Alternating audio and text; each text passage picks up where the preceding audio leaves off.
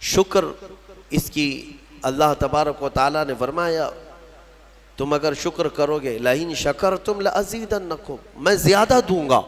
صبر آسان ہے اور شکر مشکل ہے، صوفیہ نے فرمایا۔ حالانکہ شکر میں کیا کرنا کیا ہے؟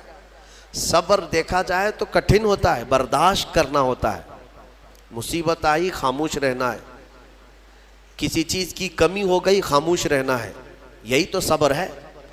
گناہ کی خواہش ہوئی لیکن نہیں کیا، یہی صبر ہے۔ صبر دیکھا جائے تو مشکل ہے، لیکن صوفیہ کرام فرماتے ہیں صبر سے زیادہ مشکل شکر ہے۔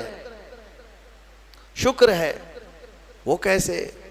کہا کہ اس لیے کہ جب خوشیاں آتی ہیں تو عام طور پر انسان ہر چیز بھول جاتا ہے، اسے یاد ہی نہیں رہتا کہ دینے والے کا مجھے شکر بجا لانا چاہیے، وہ بھول جاتا ہے۔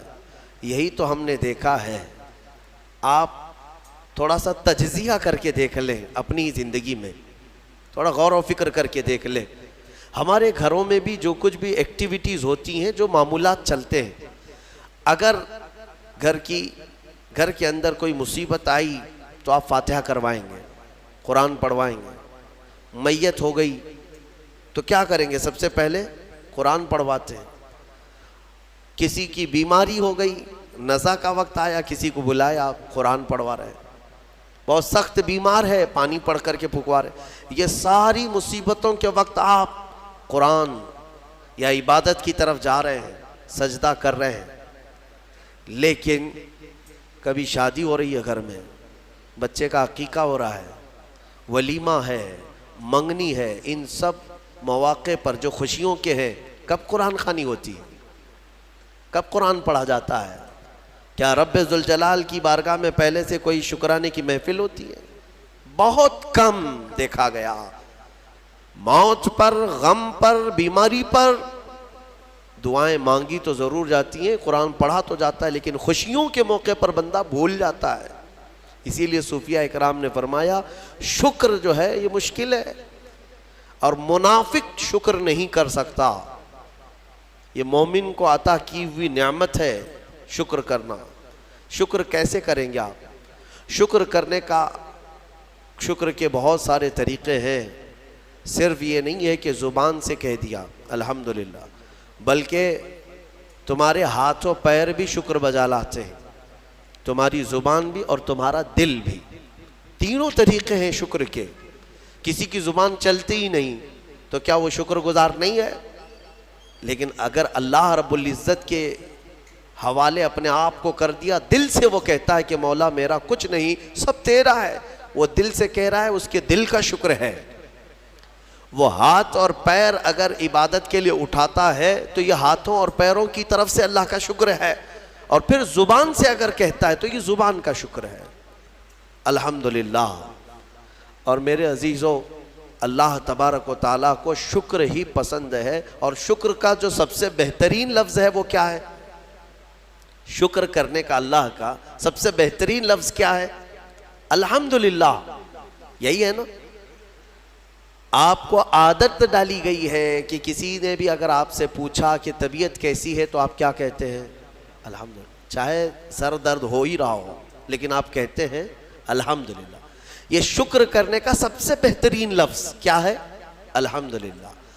اب میں آپ کو بتاتا ہوں یہ سب سے بہترین لفظ ہے، اسی لیے دیکھو کہ اللہ نے اپنی کتاب، آخری کتاب قرآن بھی اپنے حبیب پر اتارا تو اس کا سب سے پہلا ورڈ کیا رکھا؟ الحمدللہ۔ الحمدللہ سے پورا قرآن شروع ہوا۔ پھر تم اگر مولا کی بارگاہ میں عبادت کے لیے کھڑے ہوئے، نماز کے لیے رکعت باندھے، امام اگر کہیں سے جہر میں شروع کیا تو کہاں سے؟ نماز میں بھی اگر امام قرات شروع کرتا ہے تو کہاں سے شروع کرتا ہے؟ الحمدللہ سے ہی شروع کرے گا۔ میرے عزیزو، اتنا ہی نہیں بلکہ روایتیں ملتی ہیں کہ آدم علیہ السلام کو جب پیدا کیا گیا اور ان کے جسم میں روح ڈالی گئی، آپ کو چھینک آئی، سب سے پہلے آپ کی زبان سے نکلا الحمدللہ۔ اس سے اندازہ کرو کہ میرا مولا شکر پسند کرتا ہے، شکر پسند کرتا ہے۔ اسی لیے 30 سے زیادہ مرتبہ تم سے پوچھ رہا ہے مولا کون کون سی نعمتوں کو جھٹلاؤ گے؟ تم اللہ رب العزت کے آگے سیرنڈر ہو جاؤ، سپرد ہو جاؤ کہ مولا نہیں، میں تیری کسی نعمت کا انکار نہیں کرتا، تمہیں اندازہ بھی نہیں ہے تمہارے پاس نعمتیں کیا کیا مولا نے دیا ہے، تمہیں اندازہ بھی نہیں ہے۔ وَإِن تَعُدُّوا نِعْمَةَ اللَّهِ لَا تُحْصُوهَا، اللہ فرماتا ہے اگر تم گننا چاہو گے اللہ کی نعمتیں ہرگز گن نہیں سکو گے۔ کیسے گنیں گے؟ ایک بزرگ نے لکھا ہے کہ اگر کوئی طے کر لیا، توجہ چاہتا ہوں، شیخ سعدی رحمۃ اللہ علیہ کے حوالے سے یہ بات ملتی ہے، کسی نے طے کر لیا کہ میں اللہ کی ساری نعمتوں کا شکر بجا لاؤں گا، اس نے جو بھی میری نعمتیں دی ہیں سب نعمتوں کا میں شکر بجا لاؤں گا، ٹھیک ہے؟ تمہاری زبان اللہ نے دیا ہے، یہ ایک نعمت ہے، ناک نعمت ہے، کان نعمت ہے، آنکھ نعمت ہے، ہاتھ ہیں، انگلیاں ہیں، پورے جسم میں ایک ایک عضو اللہ کی نعمت ہے، پھر پلس اس کے علاوہ جینے کے لیے جو یہاں پر گھر دیا یہ نعمت ہے، زمین پر چلنے کی طاقت دی یہ نعمت ہے، اور سونے کے لیے ہمیں بستر دیا، پہننے کے لیے کپڑے دیا یہ نعمت ہے، رشتہ دار دیا یہ نعمت ہے، اولاد دیا یہ نعمت ہے، ماں باپ دیا یہ نعمت ہے، اچھے دوست دیا یہ نعمت ہے، اسلام دیا یہ نعمت ہے، ایمان پر رکھا یہ نعمت ہے، اپنے آخری نبی کی امت میں پیدا کیے یہ نعمت ہے۔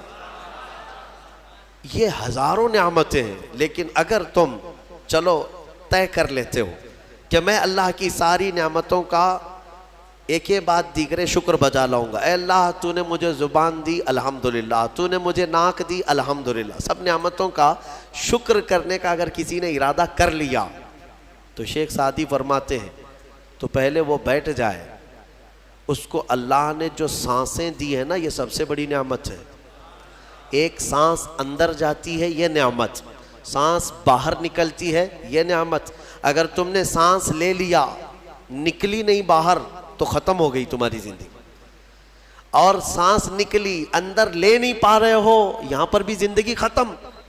سانس لینا ایک نعمت، سانس باہر چھوڑنا یہ ایک نعمت، شیخ سعدی فرماتے ہیں، اور ہر سانس نہیں ہوتی ہے، پرانی سانس نہیں آئے گی، پھر ہر سانس نہیں ہے، تو ہر سانس کے بدلے ہی تم اگر الحمدللہ کہتے رہ جاؤ گے تو زندگی گزر جائے گی سانسوں کے شکر پر، باقی نعمتیں ویسی ہی رہ جائیں گی، صرف سانسوں کے شکر پر تو زندگی گزر جائے گی۔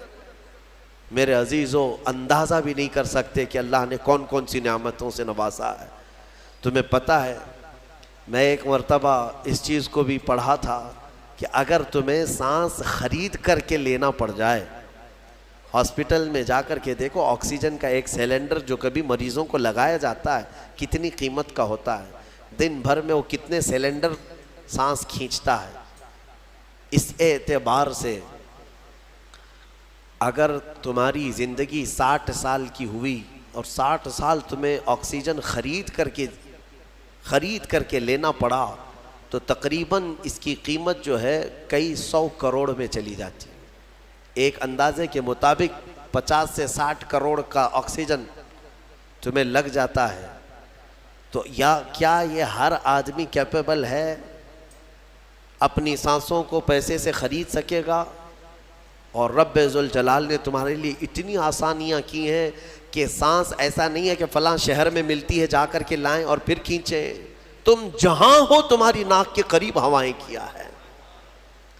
اس رب قدیر نے اتنی بڑی نعمتوں سے تمہیں نوازا، تمہیں اندازہ بھی نہیں ہے، اور اسی لیے رب تعالیٰ فرماتا ہے فَبِأَيِّ آلَاءِ رَبِّكُمَا تُكَذِّبَانِ، تم میری کون کون سی نعمتوں کو جھٹلاؤ گے۔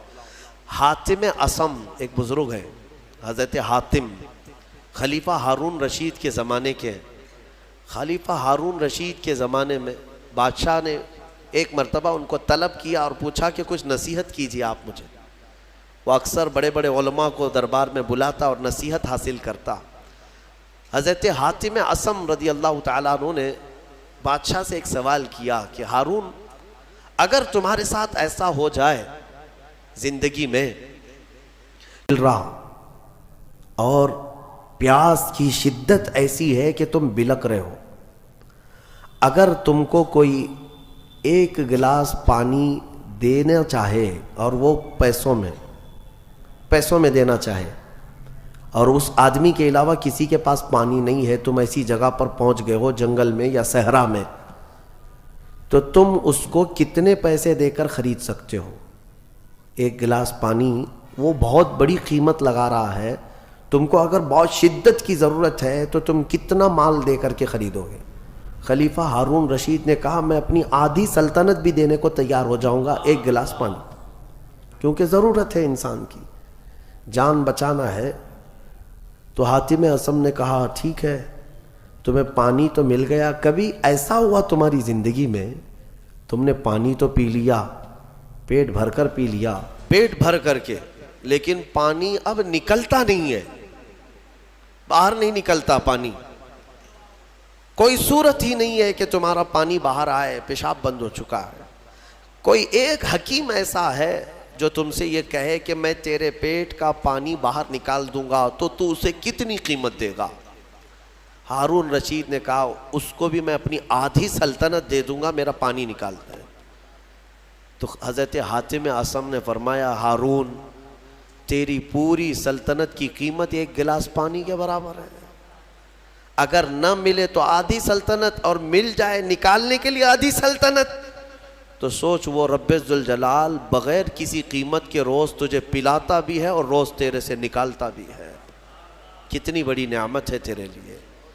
میرے عزیزوں، میں آپ کو ایک چیز بتاتا ہوں، میرے آقا صلی اللہ تعالیٰ علیہ وسلم نے اپنی امت کو سب سے زیادہ اگر دعائیں سکھائی ہیں تو وہ شکر کی دعائیں، شکر کی دعائیں تلاش کر لینا، یہ میرے مطالعے کے اعتبار سے میں آپ کو بتا رہا ہوں۔ آپ روزمرہ کی زندگی میں، روزمرہ کی زندگی میں جو چیز بھی کرتے ہیں اس میں اللہ کا شکر ہے، میرے آقا نے سکھایا۔ آپ کھانا کھانے کے لیے بیٹھ رہے ہیں، بسم اللہ پڑھ کر کے شروع کیے، کھانا ختم ہونے کے بعد میرے آقا نے سکھایا ہے الحمدللہ الذی اطعمنا وسقانا وکفانا وجعلنا من المسلمین۔ کیا ہے؟ تمام تعریفیں اس اللہ کے لیے، شکر ہے اس مولا کا جس نے ہمیں کھلایا پلایا اور ہمیں ہدایت دیا اور مسلمان بنایا۔ کھانے کے بعد بھی میرے آقا نے یہی سکھایا، کھانے کے بعد تمہیں کرنا کیا ہے؟ یہی ہے۔ اچھا، اور نیند لگ رہی ہے، سونے کے وقت کہا بسم اللہ پڑھ کر کے سو جاؤ، لیکن سو کر کے اٹھتے ہو اگر نیند کھلتی ہے تو میرے آقا فرماتے ہیں یہ پڑھو الحمدللہ الذی احیانا بعد ما اماتنا، الحمد سے ہی شروع ہے، تمام تعریفیں اس اللہ کے لیے جس نے ایک موت کے بعد مجھے دوبارہ اٹھایا ہے۔ ہاں، آپ کیا سمجھتے ہیں؟ نیند جو ہے موت کی بہن ہے، اگر کوئی سویا مولا چاہے تو اس کی آخری نیند ہو سکتی ہے، بہت سارے ایسے ہیں جو سوئے اور پھر اٹھ ہی نہیں سکے۔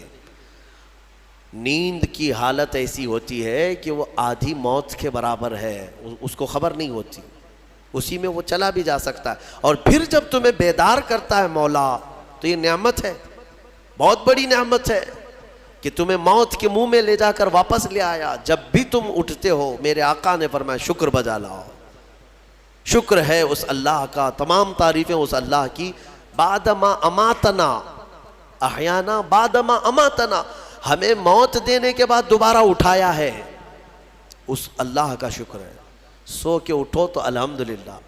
اتنا ہی نہیں میرے عزیزوں، میرے آقا صلی اللہ تعالیٰ علیہ وسلم فرماتے کپڑا اگر پہن لیا تو بھی پڑھو الحمدللہ الذی کسانی ھذا، تمام تعریفیں اس اللہ کے لیے جس نے مجھے یہ جوڑا پہنایا۔ ہاں، ورنہ اگر مولا تعالیٰ نہ چاہے تو کسی جسم پر کپڑا بھی نہیں آئے گا، وہ روز تمہیں پہناتا ہے، تمہارے سطر کو چھپاتا ہے۔ اتنا ہی نہیں، میں آپ کو بتاؤں استنجا کے لیے بھی جاتے ہو، پیشاب کے لیے فرمایا گیا کہ بسم اللہ پڑھ کر کے تو جانا ہے اور اللہ کی پناہ مانگ کر کے جاؤ، بسم اللہ اللہم انی اعوذ بک من الخبث والخبائث، لیکن جب تم استنجا کر کے باہر آتے ہو تو حضور نے فرمایا پھر یہ کہو الحمدللہ الذی اذھب عنی الاذى وعافانی۔ وہاں بھی شکر ہے، کس بات کا شکر ہے؟ تمام تعریفیں اس اللہ کی، اس کا شکر ہے جس نے اذیت دینے والی، تکلیف دینے والی چیز کو میرے جسم سے دور کیا۔ تمہیں اندازہ ہے زہر ہے یہ جو اندر استنجا جمع ہو جائے تو آسانی سے آج پیشاب کر لیتے ہو، آسانی سے آج تم حاجت کر لیتے ہو، پخانہ ہو جاتا ہے، تو اس کو یوں مت سمجھ لینا کہ تمہارا کمال ہے، یہ رب تعالیٰ کی ہزار نعمتوں میں سے ایک نعمت ہے۔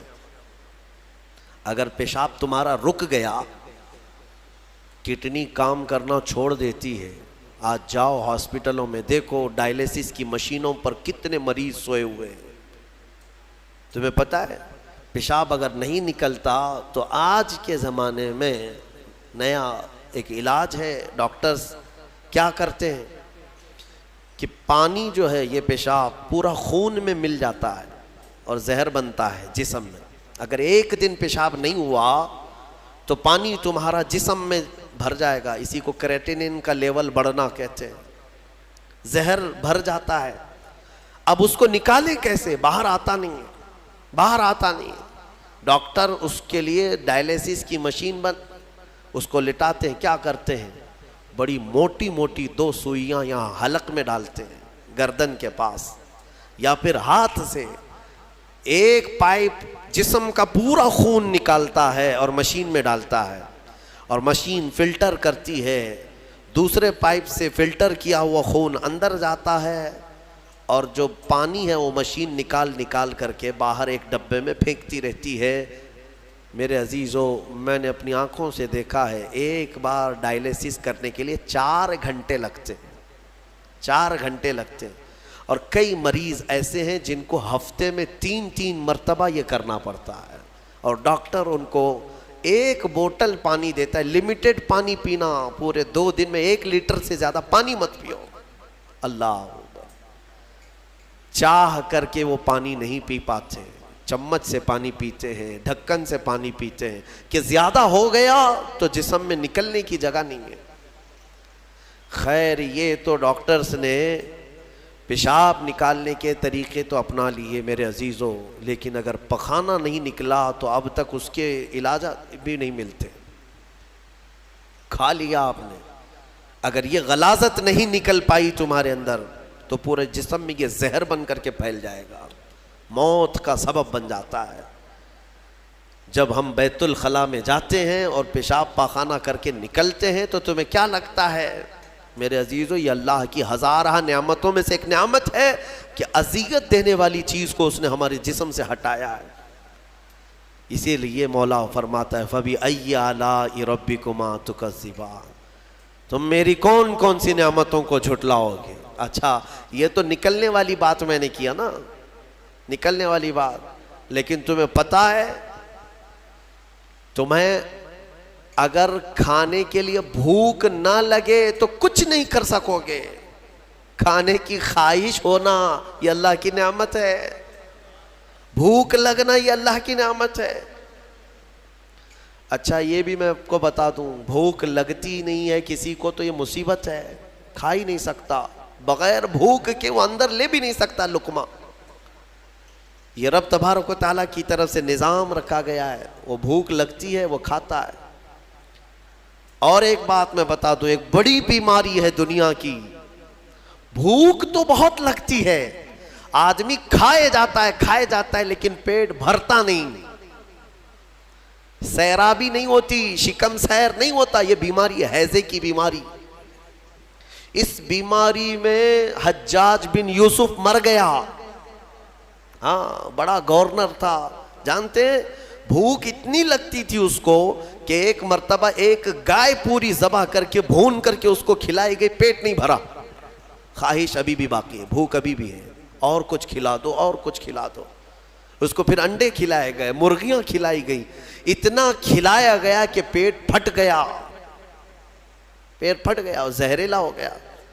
آپ کو کیا میں بتاؤں، پیٹ 4 لقمے کھانے کے بعد، کسی کو 10 لقمے کھانے کے بعد ایسا لگتا ہے نا پیٹ بھر گیا، الحمدللہ پیٹ بھر گیا ہے۔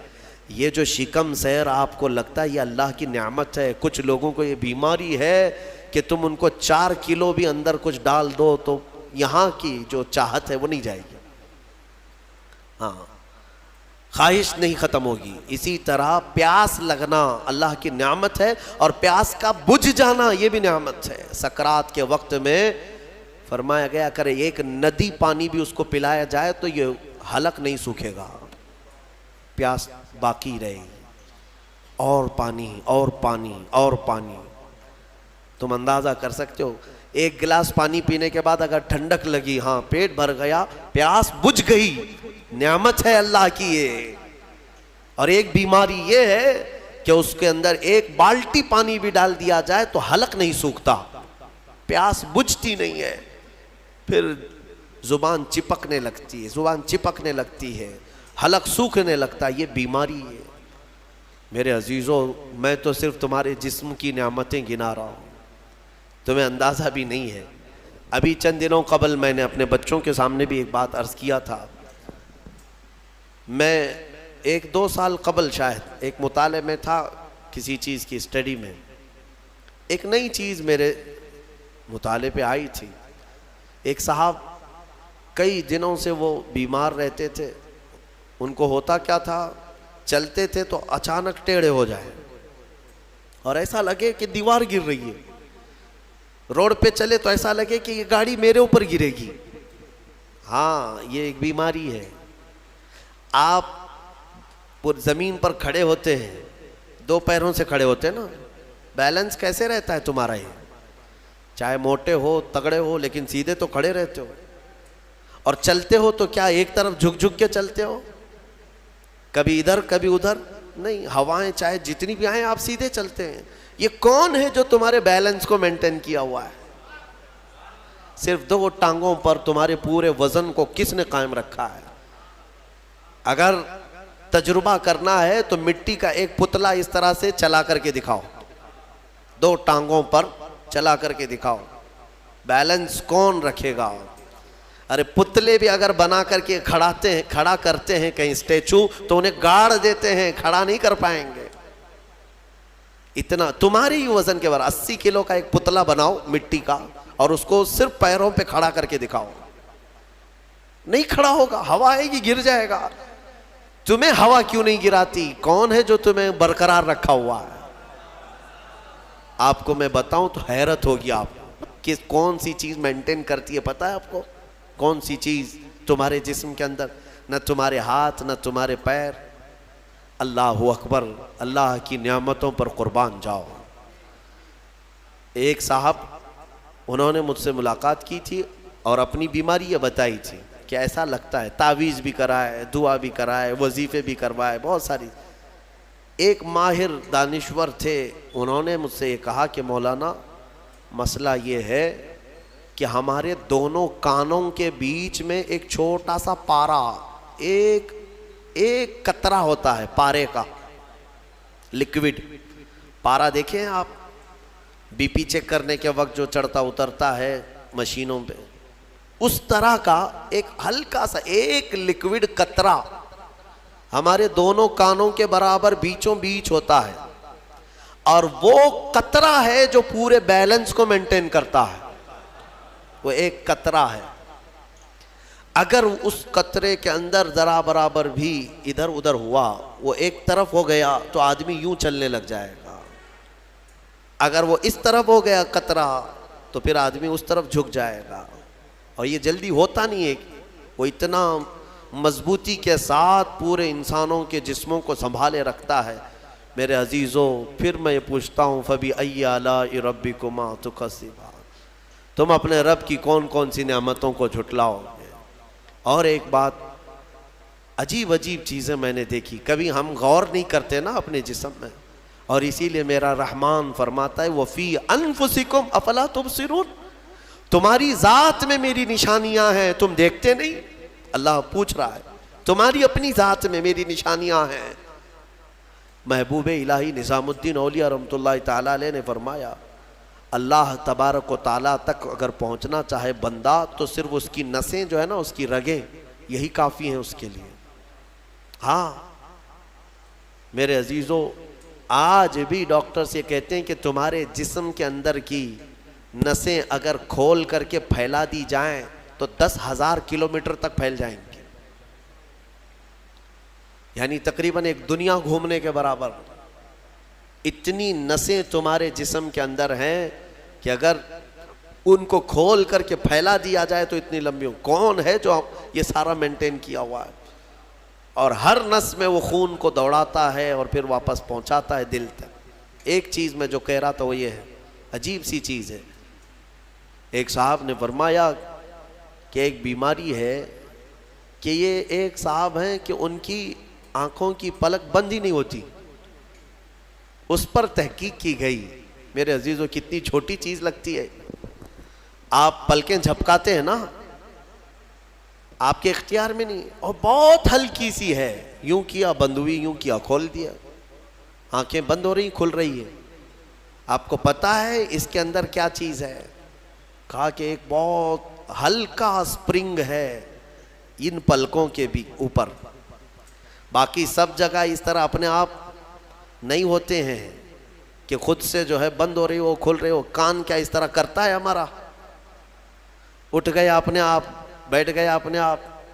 یہ ہلکی سی پلکوں کی جو چمڑی ہے نیچے آتی اوپر جاتی، نیچے آتی اوپر جاتی. کیا چیز ہے اس؟ تو ایک صاحب نے ہمیں بتایا کہ بہت ہلکا سپرنگ ہوتا ہے.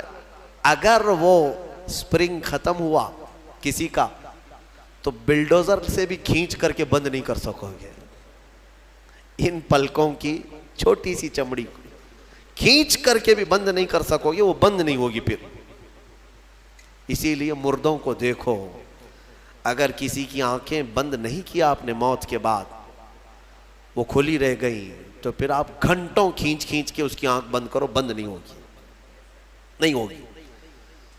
کیونکہ موت کے بعد یہ سارا حصہ ختم ہو گیا. اور مرے ہوئے آدمی کو آنکھیں بند ہے اس کی، آپ نے بند کیا، پھر اس کے 1-2 گھنٹے کے بعد اس کی پلکیں اٹھا کر کے دکھا دو، کھول کر کے دکھا دو اس کی آنکھیں. سارے لوگ مل کر کے بھی اس کی آنکھوں کی پلکوں کو کھول نہیں سکیں گے. میرے عزیزو، ہے تو بہت ہلکی سی چیز، لیکن تمہیں پتا ہے اس کی معنویت کتنی ہے؟ اس کی معنویت کتنی ہے؟ یہ بات میں کیوں کہہ رہا ہوں؟ ایک صاحب کو یہ بیماری کی وجہ سے، اس بیماری کی وجہ سے وہ پاگل ہو گئے. کیا بیماری تھی؟ کہ پلک جھپک نہیں رہی ہے، بند نہیں ہو رہی ہے. اور بند نہیں ہو رہی ہے تو نیند نہیں آتی. جیسے نیند آئے گی تو آنکھوں کا آٹومیٹک بند ہونا ہے، اور آنکھ بند نہیں ہو رہی تو سوئے گا کیسے؟ اور نس ہونے کی وجہ سے وہ مینٹلی ختم ہو گیا، پاگل ہو گیا. اور اب تو شاید مر بھی گیا ہوگا. یہ کافی 2-3 سال پہلے کی بات میں ہم اندازہ بھی نہیں کرتے کہ اتنی چھوٹی چھوٹی چیزیں. میرے عزیزو، ہمارے بال جو جسم میں ہیں، ایک رواں بھی اس کا بال کا، یہ اللہ کی نعمت ہے. آپ دیکھیں ایک بال بھی نکل گیا تو پھوڑی آ جاتی ہے اس کی قیمت بتانے کے لیے کہ یہ یوں ہی اللہ نے نہیں دیا تم کو، یوں ہی نہیں.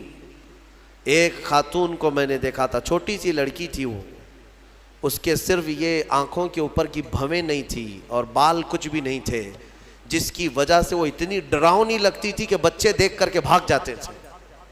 صرف یہ آنکھوں کے بال نہیں تھے اور وہ چہرہ چھپائے رہتی. بہت بڑی ٹیلنٹڈ بچی، پڑھنے میں لکھنے میں ساری چیزوں میں بہت اچھی، لیکن اس کی وجہ سے وہ چہرہ چھپائی رہتی. اس دن مجھے محسوس ہوا کہ اگر ایک بھی چیز ہماری ادھر ادھر ہو جائے تو انسان کا سارا جمال ختم ہو جاتا ہے. اسی لیے میرے عزیزو، اللہ نے جو چیزیں تمہارے پاس آج دی ہیں، شکر بجا لاؤ، اللہ کا شکر بجا لاؤ. اور سورہ رحمان آج تم نے سنا ہے، بار بار مولا کی بارگاہ میں عرض کرو، مولا ہم تیری کسی نعمت کو نہیں جھٹلاتے، ہر نعمت پر تیرا شکر بجا لاتے ہیں. میں اپنی گفتگو کو سمیٹتے ہوئے آخر میں ایک حدیث سنا دیتا ہوں. اللہ کے حبیب صلی اللہ تعالیٰ علیہ وسلم نے ارشاد فرمایا، آج ہی میں نے درس قرآن میں بھی سنایا تھا. حضور اکرم صلی اللہ علیہ وسلم نے فرمایا، 3 چیزوں کو غنیمت جانو. 3 چیزوں کے آنے سے پہلے پہلے. وہ 3 چیزیں کیا ہیں؟ توجہ سے سنو. میرے آقا فرماتے ہیں، جوانی ہے تو غنیمت جانو بڑھاپا آنے سے پہلے. جوانی کو غنیمت جانو بڑھاپا آنے سے پہلے. اس لیے کہ بڑھاپے میں جو کچھ ہوتا ہے وہ پھر وہ بوڑھوں کو معلوم ہے. ساری چیزیں ایک کے بعد دیگرے رخصت ہونے لگ جاتی ہیں. وہ طاقت نہیں، وہ قوت نہیں. بڑھاپے میں بہت خواہش تو ہوتی ہے کرنے کی لیکن کر نہیں سکتا. اسی لیے جوانی کو غنیمت جانو اے نوجوانوں، عیاشی میں برباد کرو گے تو پچھتاؤ. دوسری چیز میرے آقا فرماتے ہیں آج صحت ہے تو صحت کو بیماری سے پہلے غنیمت جانو. بیمار ہونے سے پہلے دیکھو اپنے ہاتھوں کو پیروں کو سب صحیح سلامت ہے. آج آنکھ دیکھ رہی ہے، کان سن رہے ہیں، زبان بول رہی ہے، ہاتھ پیر چل رہے ہیں. شکر کرو اللہ کا. اس لیے کہ ہم نے دیکھا ہے چند دنوں کے بعد ایسی بیماریاں جکڑ لیتی ہیں، سجدہ کرنا چاہتا ہے لیکن پیر مڑتے نہیں، پیر جام ہو گئے. رکوع کرنا چاہتا ہے، کمر جھکتی نہیں. آج صحت ہے تمہارے پاس، کل آنکھیں ساتھ چھوڑنے لگ جائیں گی، کان کم سنائی دینے لگ جائیں گے، زبان میں راشا طاری ہونے لگ جاتا ہے، ہکلاہٹ آنے لگ جاتی ہے. چاہ کر کے بھی بہت ساری چیزیں تم کر نہیں پاتے. اسی لیے آج صحت ہے، غنیمت جانو اس کو. کوئی بیماری نہیں. آج چند ہی دنوں کے بعد دیکھنا کہ شوگر ساتھ، بی پی ساتھ، ایسے ساتھ ہوتے ہیں کہ پھر قبر تک نہیں چھوڑتے. ہاں آج صحت ہے، کل کسی کو کینسر ہوا تو پھر وہ جنازے کے ساتھ ساتھ کینسر جاتا ہے. کچھ نہیں کرتے اور ان بیماریوں میں آنے کے بعد ان کو صحت کے دن یاد آتے ہیں. کاش جب میں اچھا بھلا تھا تو اللہ کی عبادت کرتا، بیمار ہوں کچھ نہیں کر پاتا. میں نے آپ کو اس سے قبل بھی بتایا تھا میرے عزیزو، ایک نوجوان کی بات مجھے بار بار وہ جھنجھوڑتی ہے. ممبئی شہر کے رہنے والا نوجوان، 22 سے 24 سال کا، باپ اکلوتے بیٹے کو بہت اچھا پڑھایا تھا، لندن بھیج کر کے پڑھایا تھا. اکلوتا بیٹا، بڑے باپ کا بیٹا ہے، اور 24 سال کی عمر میں اس کو بون کینسر ہو گیا، ہڈیوں کا کینسر ہو گیا. یونیورسٹی میں پڑھا اچھا، اور اس کے بعد پتہ ہی نہیں چلا، اچانک 3rd اسٹیج پہ پتہ چلا. پھر 6 مہینے شاید علاج کے لگے ہوں گے. ڈاکٹروں نے کہا کہ اس کو گھر لے جاؤ، اب کچھ نہیں ہوتا. گھر آیا تھا، اس کی ہڈیاں گل گئی تھیں. ہاں بون کینسر بڑا ڈینجر ہے، ہڈیاں جو ہے پاؤڈر ہونے لگ جاتی ہیں. اس کو اگر اٹھائیں تو پیٹھ کی ہڈی میں انگلیاں اندر جانے لگ جاتی ہیں. یہ کینسر بہت خطرناک قسم کا ہے. اس کے چند دن بچے ہوں گے اپنے گھر پر، علاج وغیرہ سب ختم ہو چکا. اس نے اپنے باپ کو ایک دن حسرت سے بلایا اور کہا ابا میری وہ 10ویں کی 12ویں کی گریجویٹ کی یہ جو مارک شیٹ ہے، سند ہے، جو میں نے میڈل حاصل کی وہ کہاں ہے؟ کہا بیٹا سب سنبھال کے رکھا ہوں. کہا میں دیکھنا چاہتا ہوں. باپ نے وہ ساری چیزیں الماری سے اس کو دیا کہ یہ سرٹیفکیٹ ہے، یہ تیری سند ہے، یہ مارک شیٹ ہے، یہ ساری چیزیں ہیں. وہ نوجوان بستر پر لے کر کے اپنی سرٹیفکیٹ پڑی ہوئی، اس میں ٹاپر بھی رہا ہے، وہ سب چیزیں دیکھ دیکھ کر کے رونے لگا. اور پھر اپنے باپ سے ایک سوال کیا کہ ابا یہ ساری مارک شیٹ اور سند میں کون سی ایسی ہے جو میں منکر نکیر کو بتاؤں تو مجھے چھوڑ دیا جائے؟